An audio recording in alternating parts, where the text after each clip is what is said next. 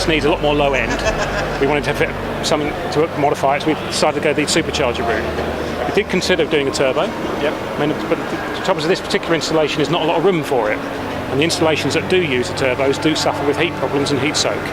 And also you've got the traditional turbo problem of lag and nothing happening for the first few thousand RPM. And it was generally felt within our team that this was the right way to go. So we spent a fair bit of time designing pieces, and we had the engine on the test bed. We ran the engine on the test bed for about 300 hours. Part of that included a 50-hour wide open throttle durability test. Okay. So we smashed it between peak torque and peak power for the cycles. The cycle's like a minute long, 45 seconds at full throttle, just and then let it rest for 15 seconds and repeat, and do that for 50 hours solid.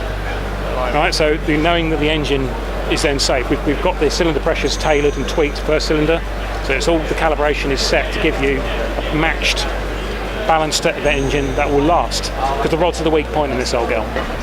You know, we had a simulation and calculation showed there was a certain level of cylinder pressure it could take, had a little bit of safety margin, and that's what our target was. Do not exceed. You know, so because of who we are, we can't perhaps go for the full Dyno Queen 400 horsepower unless we know it will do it, and will do it reliably. Okay. Because there's plenty of people who say, "Oh, our makes 500 horsepower." For how long, sir?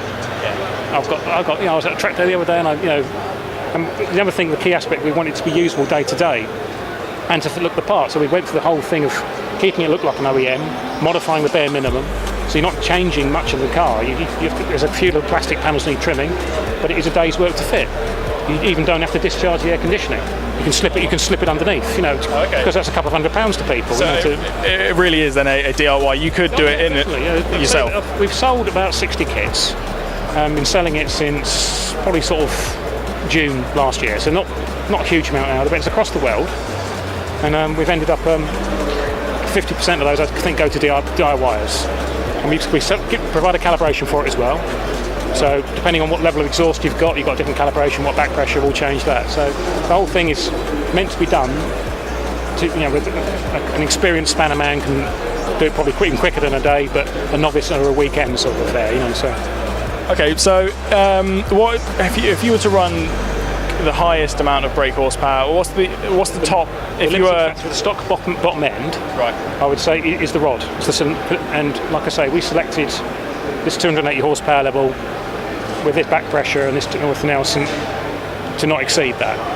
Now, there are plenty of people running harder and higher, but because of who, I mean, you could arguably go limit a little bit of what we said, but if you were to rebuild it with a proper conrod, 350, 400 horsepower, and then you're looking at, I need a new gearbox, or I need a new axle, or new half shafts, that sort of thing. So it starts getting a little bit more costly than the DIY on the driveway. For 200 horsepower, you know, so oddly enough, 400 horsepower into the gearbox doesn't like very much, you know.